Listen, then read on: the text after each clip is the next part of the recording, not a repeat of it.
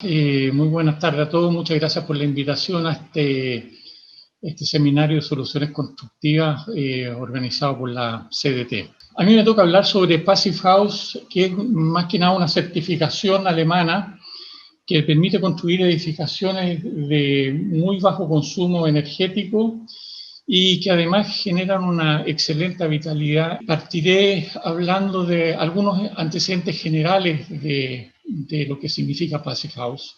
Básicamente, las características de las edificaciones Passive House son respetuosas con el medio ambiente, es decir, utilizan muy poca energía y por lo tanto y como consecuencia de eso generan muy poca contaminación o nula contaminación medioambiental o de CO2. Tienen las otras propiedades que son edificaciones confortables, saludables y tranquilas. Y también son versátiles, es decir, Passive House se puede aplicar a residencias, escuelas, hospitales, fábricas, oficinas, etc. Y son finalmente rentables en el ciclo de vida. Eso lo vamos a ver al final. Voy a mostrar una imagen que habla sobre ese tema.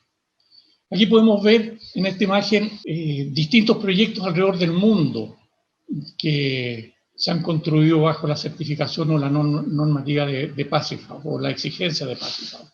Podemos ver edificios pequeños de distintos tamaños, de distintos objetivos, etc. El estándar Passive House en números, ¿qué es lo que significa esto? Primero, en calefacción, exige que no se excedan los 15 kWh por metro cuadrado anual, o sea, el consumo no puede ser mayor que eso. O una potencia del equipamiento de no mayor a 10 watts por metro cuadrado en demanda de calefacción, si es que se tuviese que utilizar calefacción. A pesar de que este estándar nació en Alemania y estuvo muy centrado en climas más fríos, se ha ido extendiendo alrededor del mundo. Por lo tanto, también hay una exigencia en refrigeración. Por ejemplo, en nuestro país, en toda la parte zona central, ya podemos estar hablando de demanda de refrigeración. Y esa demanda de refrigeración en términos de energía es igual a la demanda en calefacción, o sea, no debe exceder los 15 kilowatts metro cuadrado, kilowatts metro cuadrados anuales. Y como también estamos hablando nuevamente de los problemas de los climas cálidos, tenemos problemas de sobrecalentamiento y qué es lo que dice la certificación Passive House para que una casa esté certificada Passive House o una edificación esté certificada Passive House, que no debe pasar los 25 grados centígrados más de un tiempo superior al 10% de las horas de todo un año. Y por último, un tema que se le está cada vez dando más importancia por las implicancias que tienen, es la hermeticidad.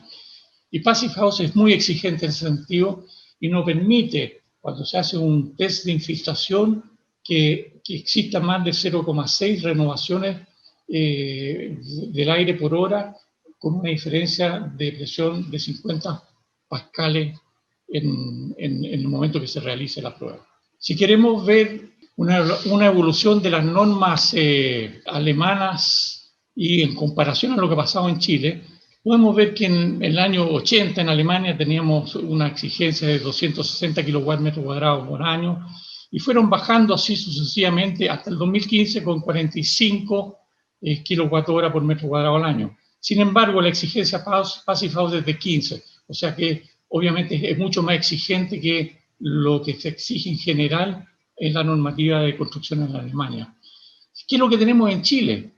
Si nosotros comparamos con Chile, antes del 2007 teníamos un consumo más o menos de 220 kWh por metro cuadrado. En la zona sur, generalmente con los estudios que se han hecho, tenemos 130, que es lo que exige el plan de descontaminación atmosférica, el PDA de Temuco, haciendo las simulaciones, obviamente, porque muchas veces acá se hablan de espesores de material, etc. Si uno cumple con la normativa o con la exigencia del PDA y nos modela en una casa igual de modelada como es una casa estándar Passive House que tenemos al lado, llegamos a 98 kWh por metro cuadrado. En cambio, en alguna experiencia que nosotros hemos hecho acá en el sur, hemos llegado hasta 12 kilowatts hora por metro cuadrado. Como podemos ver, nuevamente es importante darse cuenta que la lógica física del diseño de las casas Passive House sirven para todo tipo de zona climática en el mundo. Si eventualmente nació esto más bien en la región o en el país de Alemania y se fue extendiendo después rápidamente a través de Europa, esto es aplicable a cualquier zona climática. Vamos a hablar ahora, me voy a concentrar en los 5 principios básicos que hay que cumplir en el diseño de una edificación Passive House. El primero es que tiene que tener una envolvente térmica de alto desempeño. Esto es decir, un espesor suficiente para que nos garantice que la pérdida de calor a través de la envolvente va a ser mínima. Para que eso ocurra, no pueden haber puentes térmicos. Si existe algún puente térmico que es prácticamente una unión conductora de calor entre el interior y el exterior, vamos a tener pérdidas de calor muy grandes. Por lo tanto, no se permite tener puentes térmicos en toda la envolvente. Uno de los puntos débiles generalmente en todo este diseño son las ventanas. Por lo tanto, hay que tener ventanas de alto desempeño. Eso no significa, no solo significa los cristales, ¿ya?, como se ha explicado anteriormente, sino también influye mucho la calidad del mar. El cuarto elemento, como se puede ver, como se muestra en la imagen acá, una flechita, una línea roja que está todo alrededor de esto, es una barrera de hermeticidad, una barrera que puede ser una barrera de vapor, pero que no permite que el vapor interior o el flujo de aire circule a través de la envolvente. Tiene mucha implicancia eso de condensaciones intersticiales, pérdida de calor, no se puede controlar bien el sistema de ventilación, etcétera, etcétera. Por lo tanto, es una exigencia muy importante para Passive House que se cumpla con los estándares de hermeticidad. Y por último, dado que la vivienda está muy hermética, necesitamos un sistema de ventilación. Abrir y cerrar ventanas no es una buena forma de hacerlo y por lo tanto se requiere de una máquina y de un diseño tal que lo vamos a mostrar un poquito más adelante, o que lo voy a mostrar un poquito más adelante, que es una ventilación mecánica balanceada, es decir, tiene una entrada y una salida con motores, pero que además recupera la energía que va saliendo por lo menos en los momentos en que hace frío en el exterior y se necesita calor en el interior. El sistema de recuperación de calor se puede desconectar en las épocas de verano. Vamos viendo un poquito más en detalle estos 5 principios. Entonces, la envolvente térmica de alto desempeño significa rodear absolutamente toda la vivienda con un material aislante térmico que tenga un U que va a depender del clima. Un U más bajo para climas más fríos, uno más chico o un U más grande para a lo mejor viviendas que están más en el norte o más en zonas calóricas. Este elemento envolvente tiene que cubrir todas las techumbres, las paredes laterales y además también algo que muchas veces no se hace, el piso. Liberación de puentes térmicos. ¿Por qué es importante? Porque obviamente se generan pérdidas de energía, reducen la temperatura interna de la edificación y esa reducción de temperaturas internas van a generar a lo mejor un momento de puntos de rocío, lo que significa otra cosa, que vamos a tener condensación y esa condensación generalmente termina también generando hongos o mohos al interior de la vivienda. Aquí podemos ver una persona sacándose un zapato, toda la vestimenta que tiene es su elemento que lo protege el calor, pero basta con que se saque el zapato o un guante para que empiece a sentir frío y ese zapato, ese guante es un puente térmico que tiene con respecto a la nieve, el cuerpo con respecto a la nieve. Y también se pueden hacer algunas fotografías térmicas de esto y podemos ver acá en el lado derecho cómo el flujo de calor está saliendo por algunos puntos de la vivienda donde existen estos puentes térmicos. Aquí estamos con el tema de la hermeticidad nuevamente, cómo diseñar un edificio hermético. Si uno se mete a un curso de Passive House con los alemanes, le van a decir, oye, usted tiene que tratar de hacer una envoltura del edificio hermética, que básicamente le llaman la regla del lápiz rojo, algo así, que uno tiene que dibujar un camino rojo alrededor de toda la envolvente, y ese tiene que estar absolutamente sellado, ¿ya? Y esta hermeticidad no es solamente teórica, una exigencia teórica, sino Passive House exige que se compruebe de que se ha cumplido con esa hermeticidad realizando una prueba de hermeticidad o blower door test, que se dice en inglés, que así se conoce, que consiste en unos ventiladores que inflan o desinflan el interior de la vivienda. Lo inflan o desinflan a una diferencia de presión de más o menos 50 pascales, y ve cuánto aire hay que estar echando hacia el interior o sacando de la vivienda para mantener esos 50 pascales. Hablando todavía de la hermeticidad, podemos ver una comparación de un estudio que se hizo acá en el país de la tasa de infiltración que existe en las viviendas en Chile. O sea, si uno hiciera una prueba de infiltración acá, el número que saldría sería 9. O sea, se generaron 9 renovaciones de aire por hora al interior de esta vivienda cuando se aplicó los 50 pascales de diferencia de presión. En la albañilería está más sellado, menos sellado, 11,6. Albañilería estructural mecánica 15, en madera obviamente que es más posible que hayan infiltraciones, 24, pero el promedio general 12,9. Passive House, si nos vamos bien a la derecha, vemos una línea media naranja, amarillenta, exige 0,6, o sea, tiene que ser igual o menor a 0,6 renovaciones.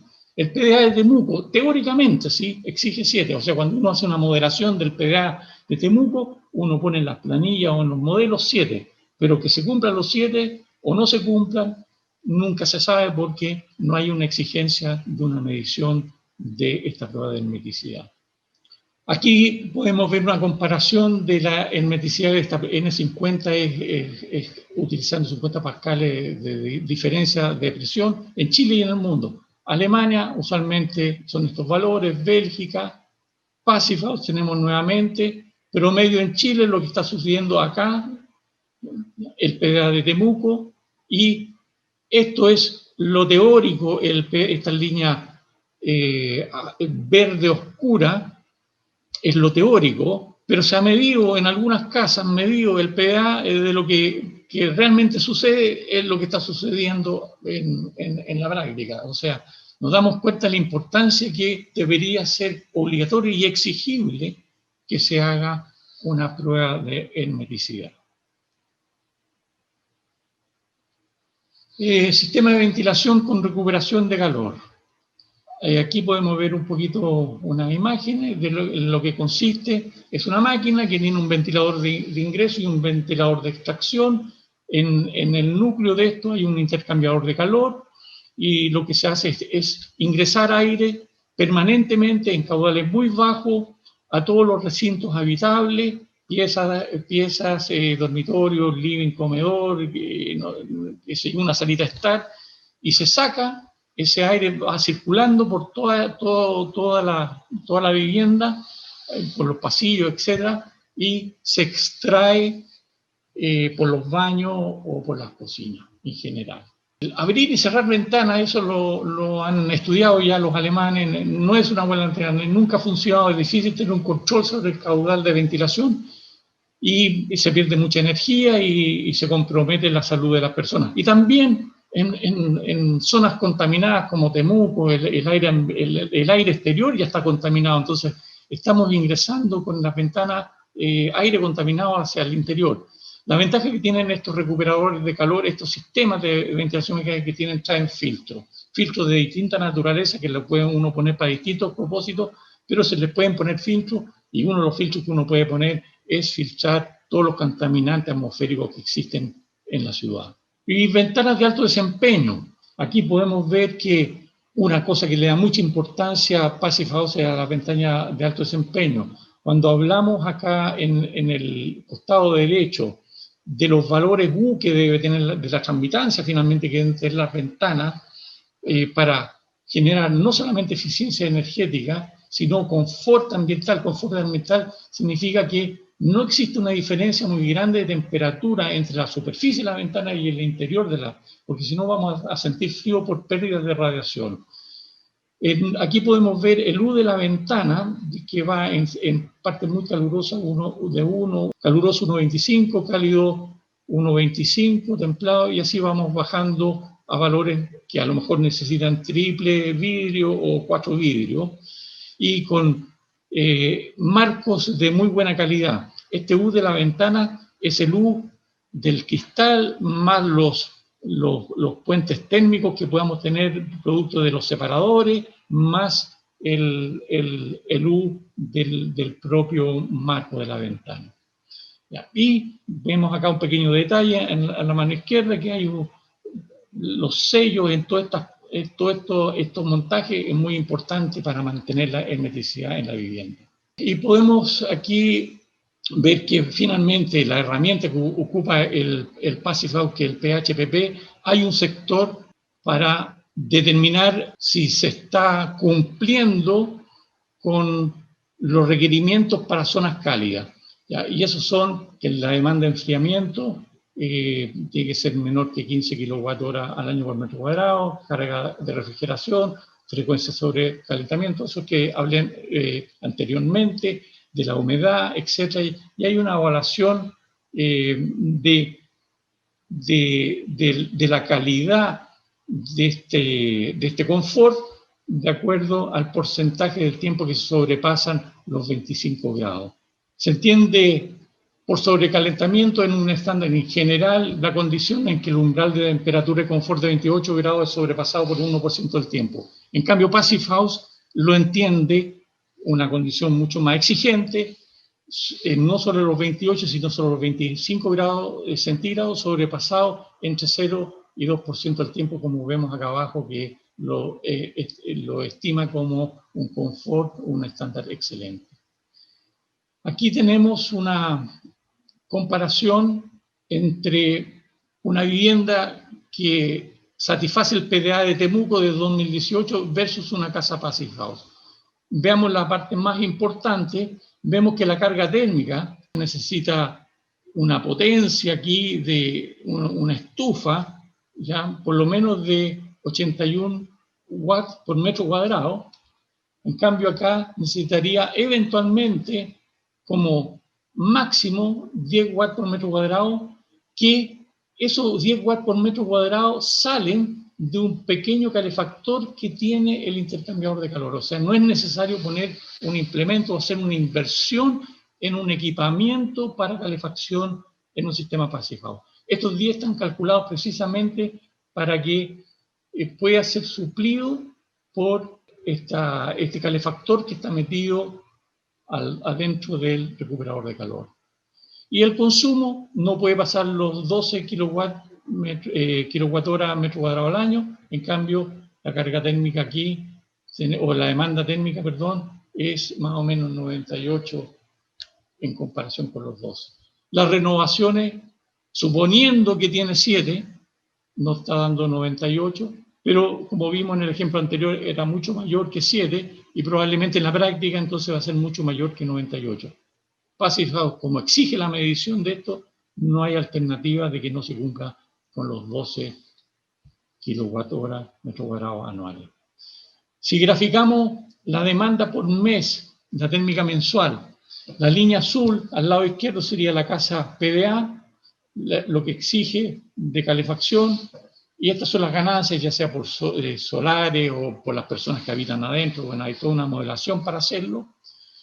Y en el caso de la casa Passive House, vemos el área es la demanda de energía. El área acá es mucho más pequeña en el caso de Passive House. Aquí podemos ver el efecto que tiene finalmente en lo que hablamos de la infiltración.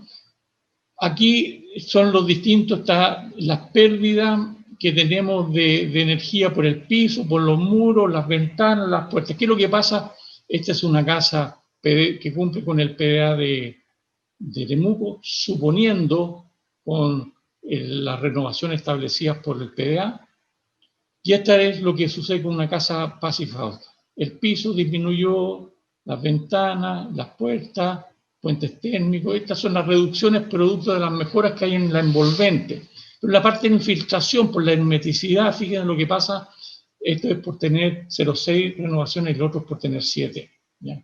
Y por ventilación, aquí quién sabe cómo se está ventilando, abriendo eso, o ventilaciones pasivas de alguna otra área, pero aquí esto está controlado por una máquina y con unos caudales calculados en forma muy exacta para mantener y garantizar la salud de las personas. Esto es, aquí me voy a un ejemplo de aplicación, es una casa que se construyó hace 10 años, estamos hablando ya de 10 años, es una entrevista que se hicieron en algún momento a lo que pasaba en esta casa. Voy a mostrar algunos resultados de lo que pasó en esta vivienda que se construyó y se está certificando con la certificación Passive House. Primero, pueden darse cuenta que el consumo en esa casa no se ocupa leña. Podemos ver, se sacó una foto en algún momento, aquí hay un rectángulo con líneas rojas, es la única casa que no utiliza leña en la cuadra. Miren la cantidad de leña que están ocupando todas las otras casas. Eso no es solamente un problema de energía que consume las personas, sino cuánto contamina eso al medio ambiente. ¿Qué es lo que pasó con la temperatura? Fíjense, la línea azul es la temperatura exterior. Habían días que hubiesen menos 2 grados, 0 grados. Ya estos son 45 días entre junio y julio. Fíjense la temperatura interior. ¿Ya? Entre 19, algunos momentos 23 grados. ¿Ya? Eso es como se comportó casi en forma mágica la temperatura interior con respecto al interior. Obviamente que aquí hay, aparte de los 5 principios que habían mostrado anterior, hay que tener algunas consideraciones para optimizar el uso de la energía, etcétera, etcétera. Entonces, el diseño Passive House se basa en los principios de un diseño de viviendas pasivas. Entonces, es importante la orientación, el sombreamiento, que entre el sol a las piezas en el invierno. Podemos ver que las habitaciones que requieren más luz, que están más habitadas o que son más importantes, en el primer piso, estas dan al norte, o sea, dan a la parte con sol. ¿Ya? Tenemos living comedor, hall de entrada, dormitorio 1, dormitorio 2, dormitorio 3, y los closets están acá, los baños están acá, el baño de visita está acá abajo, cocina está acá, hay una pequeña oficinita. Esta fue una vivienda que se construyó a una persona conocida. Como ejemplo de aplicación, vamos a verla en el diseño, nos vamos a meter un poquito en el diseño. ¿Qué pasó con esta casa? Ustedes pueden fijarse la envolvente de alto desempeño, es toda la línea de color celeste que rodea a esta envolvente. Vemos en el techo, las paredes laterales, el piso. Liberación de puentes térmicos. Podemos ver detalles constructivos, ya, por ejemplo, de la parte inferior acá de las fundaciones, no hay ningún puente térmico. Esto está montado absolutamente sobre poliestireno expandido. ¿Ya? Vamos a ver bloques como los que están acá, todos prediseñados, precortados, era como armar un puzzle. Las paredes, vemos este anclaje, cómo sujetamos esto. Este es un perno, esta línea roja acá es un perno plástico que inventamos para sujetar este sistema, que lo voy a mostrar más adelante. Acá podemos ver la envolvente con un tieback exterior, la barrera de vapor por la parte interior, ya un USB. Aquí tenemos en la parte superior también no hay puentes térmicos en ningún lugar. Vemos dónde está montado, la ventana está montado sobre el material aislante térmico, no está montado en la estructura. Es muy importante este detalle de montaje. La barrera de vapor va por acá adentro. Podemos ver también que en la parte superior hay una entrada de aire que está dado por esta rejilla en la foto, entra el aire por acá y recorre toda la parte, o sea, es una cumbrera, por decir, o una cubierta ventilada, ¿ya? Que permite en el verano enfriarlo un poco más. Inclusive tenemos una placa de OSB con aluminio en la parte inferior, o sea, también hay una menor radiación de calor cuando se calienta esto. Es decir, son pequeños detalles que son importantes en el momento de la construcción. Imágenes, excavación de cemento, emplantillado, y esto lo pueden ir comparando después con el diseño que se mostró anteriormente. Finalización del emplantillado, aquí están todos los módulos precortados que llegaron a la obra para el aislante térmico, aquí estamos impermeabilizando, el montaje de esto, barreras de vapor, ¿ya? Colocación del encofrado. Aquí podemos ver dónde van los tubos enfierrados, los cimientos, poliéster expandido. Podemos ver barreras de vapor interior.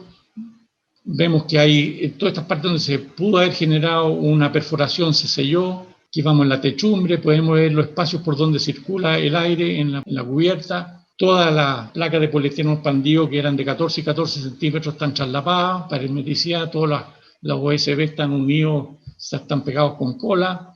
Esta es la cumbrera por donde sale la ventilación. Técnicas para sujetar las placas de la envolvente. Aquí está la construcción de los pernos que le hablaba anteriormente. Ya cómo estamos sujetando esto. Vemos esas líneas blancas, eso es todo el encolado para garantizar. Vemos cómo está el traslapo en la cubierta para juntar con las placas que vienen de la parte inferior.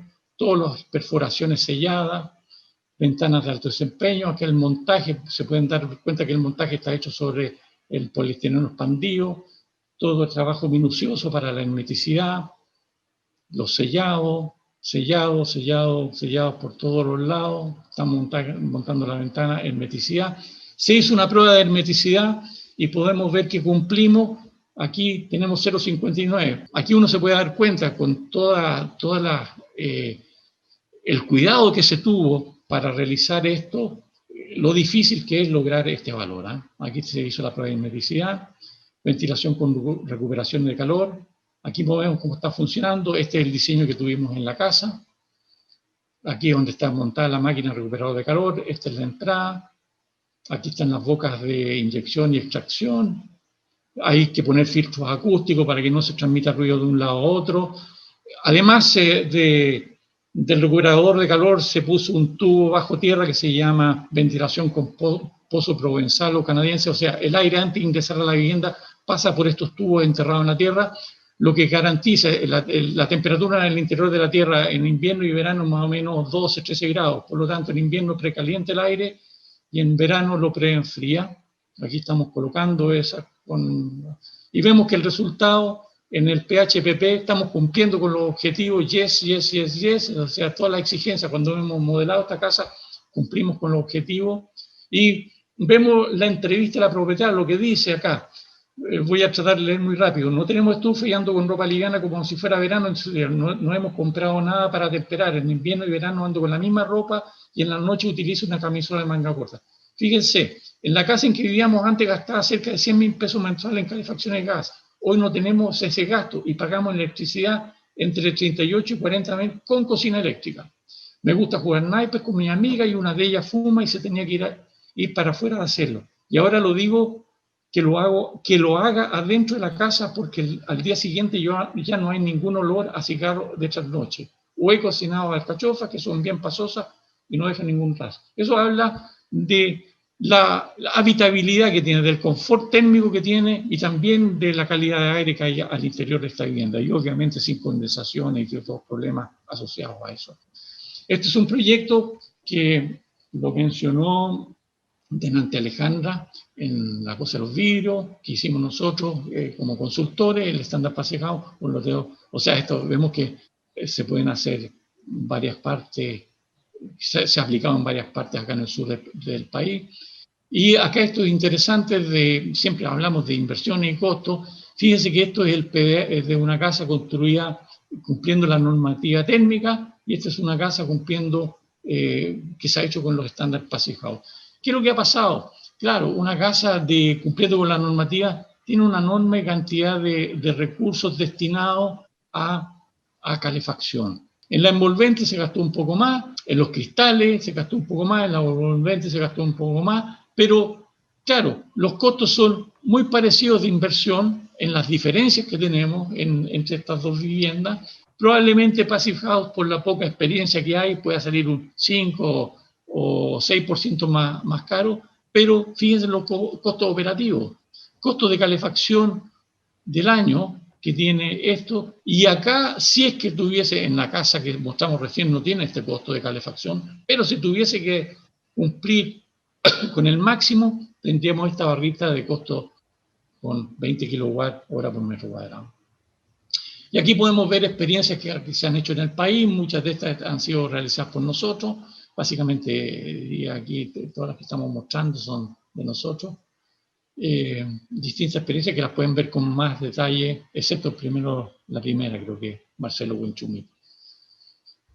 Pero el resto ya las pueden ver con más detalle después tranquilamente. Y por último, para terminar acá, este es básicamente una casa Passive House, es una plataforma para hacer edificaciones de consumo casi nulo, que le llaman. Pero, ¿qué es lo que significa esto? En la Unión Europea, en 2019, todos los edificios públicos deben ser edificios de consumo de energía casi nulo. Estos edificios de energía de consumo casi nulo, en general, tienen fuentes energéticas propias, ya sea alguna bomba de calor que pueda, porque hay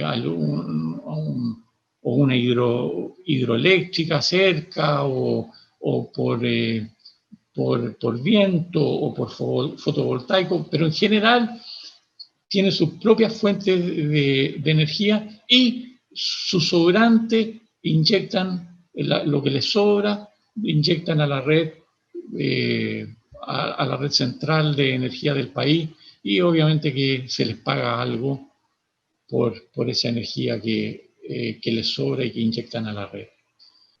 Eso sería todo, les agradezco y espero haber estado cumpliendo con el tiempo, y muchas gracias a todos por vuestra audición.